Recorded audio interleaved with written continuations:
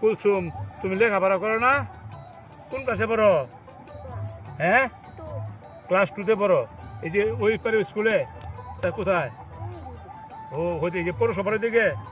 তুমি এখানে কিসের জন্য আসছো?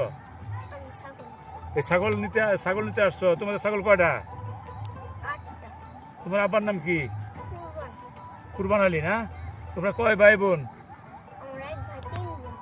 এক ভাই 3 বোন। আচ্ছা, আমরা যে এখানে শুটিং করলাম, তোমার কাছে কেমন লাগলো মা? তোমার কাছে ভালো লাগছে? আসলে জানি তুমি একজন সাংস্কৃতিক মনা লোক। তুমি যদি সাংস্কৃতিক মনা লোক না থাকতো তাহলে কিন্তু এতক্ষণ এখানে থাকতো না। এত সুন্দর। তো তোমার কাছে খুব ভালো লাগছে। তোমাদের বাসায় এই পারে না ওই পারে? হ্যাঁ, এই পারে। তো ঠিক আছে, আমরা এখানে মাঝে মাঝে আসি। তুমি আমাদের চিনো তো নাকি? আমাদেরকে চিনো না? আমরা তো প্রায় আসি। ঠিক আছে, তা আমাদেরকে আসলে খুব ভালো লাগে তোমাদের, না?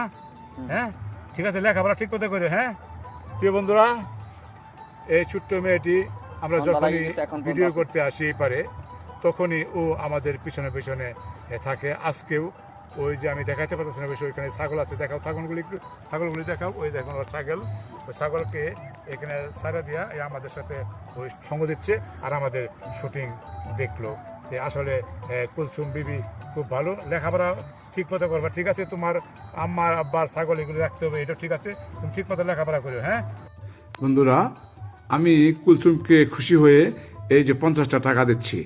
হ্যাঁ, ঠিক আছে, কুলসুম তাতেই খুশি। হ্যাঁ, আনোয়ার ভাই, আপনি আমাকে 50টা টাকা ধার দেন, আমি আপনাকে পরবর্তীতে দিয়ে দেবো।